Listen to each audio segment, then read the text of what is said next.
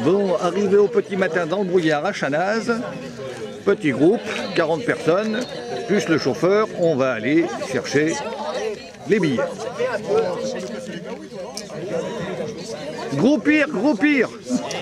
Pascal, tu parles tout seul.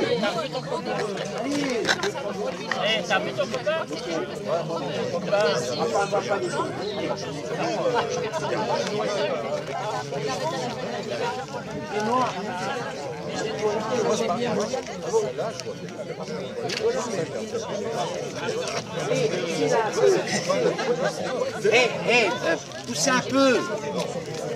Allez.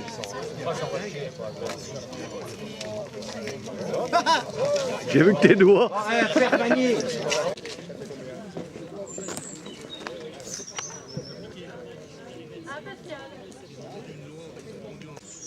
La passerelle. On va demander un petit effort quand même, la passerelle.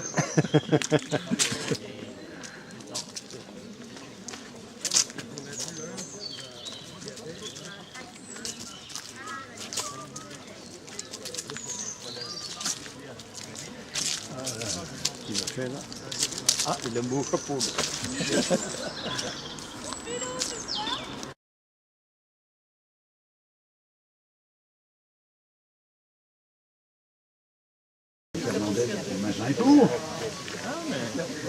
Tenue moulin. Mais mon pauvre, alors après, on a mis plus une bouchon, on avait toujours à la ligne. Que l'on a à l'extérieur ou avec un moteur électrique, l'électricité aujourd'hui est la première énergie. S'il fallait se servir de l'hydraulique aujourd'hui, on peut seulement fermer les portes, il n'y a plus suffisamment de puissance. Alors, ici, nous au moulin, on travaille deux matières premières qui sont la noix et la noisette. Alors, tout ce qui est noix va être acheté sur le marché local. Les particuliers nous vendront la matière première. La noix, on en trouve aussi sur ce que l'on appelle le marché de Pinel ou à Grenoble. Alors, une fois qu'elle a été suffisamment écrasée, tout ce pâte, elle va être récupérée pour être déshydratée. Parce qu'à l'intérieur, on a de l'eau, on a de l'humidité. L'arrivée d'eau, là.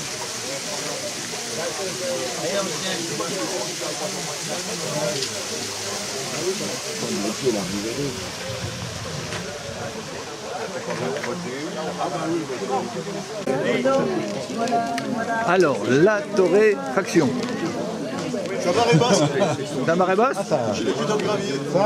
Ah mais si t'as pas apporté aussi, hein. Victime du devoir, mais courageux quand même, Maurice continue. Traîne un petit peu la patte. Sur le Dauphiné, hein, n'oublie pas.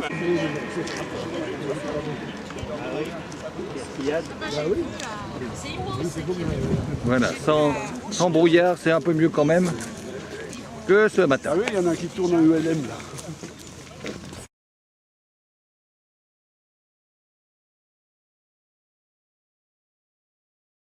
Ah ouais. Il y en a un qui va très mal.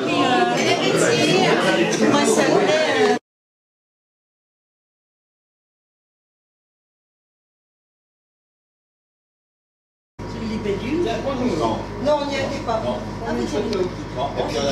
On avait eu un orage. Exact, oui. On travaillait. On a mangé sur les bateaux.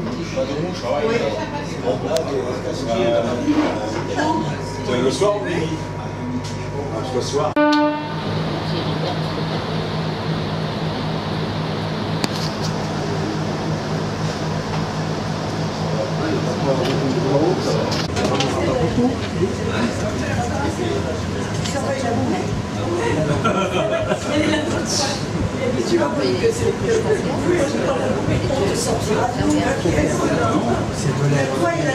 Alors vous allez découvrir sur la droite les premières maisons du village de Chanal, sont appelées les maisons de la Pointe. Ces maisons sont construites directement sur le rocher, il n'y a pas de fondation. Vous pourrez constater que les rochers sortent des maisons.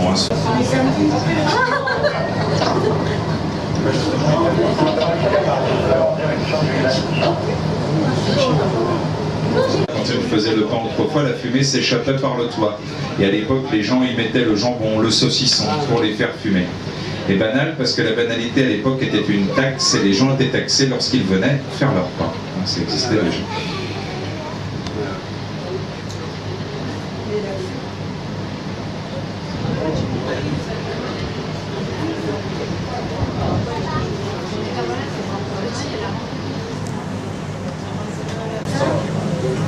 Sur la gauche, là vous allez voir un fossé qui n'est pas très large.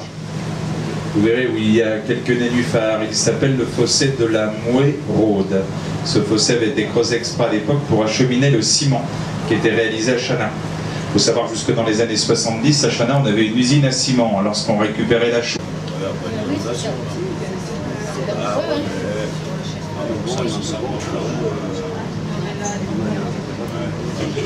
Attention aux têtes là pour ceux qui sont sur la terrasse. Ne vous mettez pas debout. Sur la terrasse,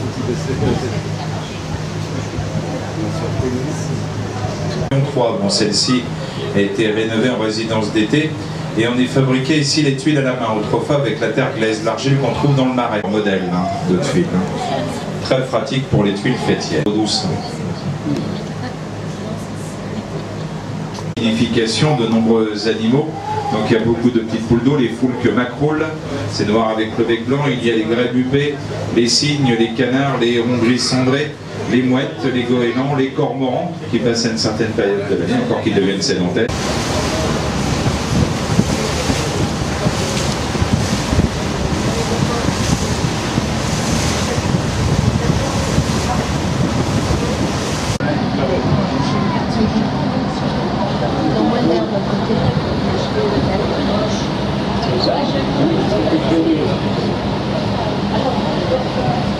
Que ça se reproduit. Ouais, parce qu'elle bouge pas beaucoup.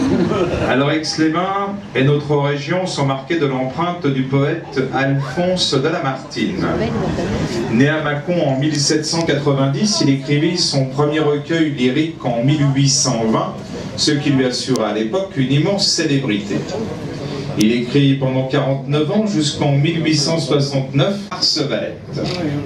Alors cet artiste a utilisé une structure de fer sur laquelle des croisillons de bois retiennent 2 tonnes 600 de terre glaise. Et la statue, vous allez pouvoir l'apercevoir là, juste là à notre gauche, face au Troisif. Alors le 11 août 1925, cette œuvre accomplie est remorquée sur le lac du port du Bourget jusqu'ici pendant 3 heures, au cours de laquelle des détonations secouaient la terre et les poèmes de Lamartine ont été récités. La statue est en place et Lamartine est debout face au lac, qu'il a tant aimé, et vêtu d'un grand manteau. Alors sous ses pieds, sur une ardoise, sont gravées les 2e et 4e strophes de son poème « Le lac ». Et malheureusement, le bain dans l'eau glacée fut fatal à cette jeune femme et la maladie l'emporta dans l'année 1800.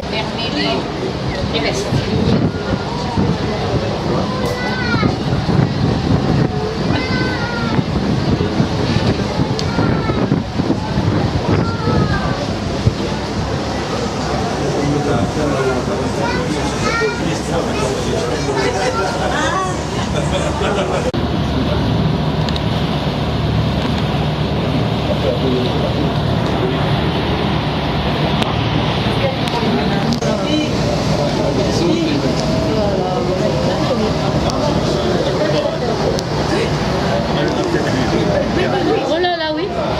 Oh, pote.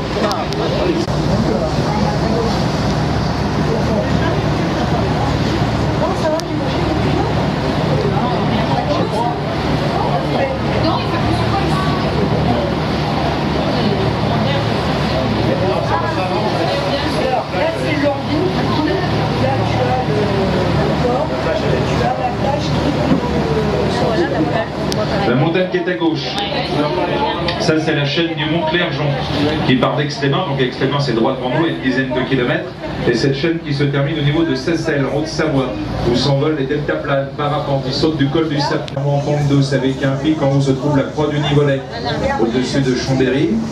À droite du Revard, c'est dans la grisaille, quand c'est un petit peu moins nuageux, on peut distinguer la chaîne de Belidonne avec les neiges éternelles, et puis la montagne qui est en face de nous, qui continue là-bas sur la gauche où il y a l'abbaye d'Hautecombe, et bien ça c'est la chaîne de l'Épide et du Mont du Chat.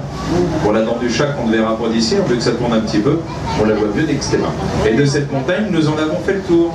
Chana, le Rhône, c'est de l'autre côté. Et on va refaire le tour en reprenant le canal de Seine.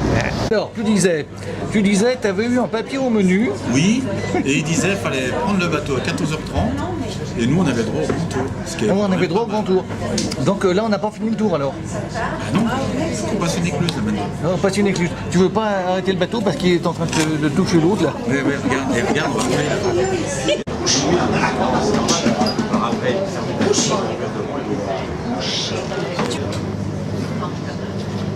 Va à l'avant, Cricri. Bon, tu marches, va voir dehors. Fred, tu vas prendre le mur. Ah, ça,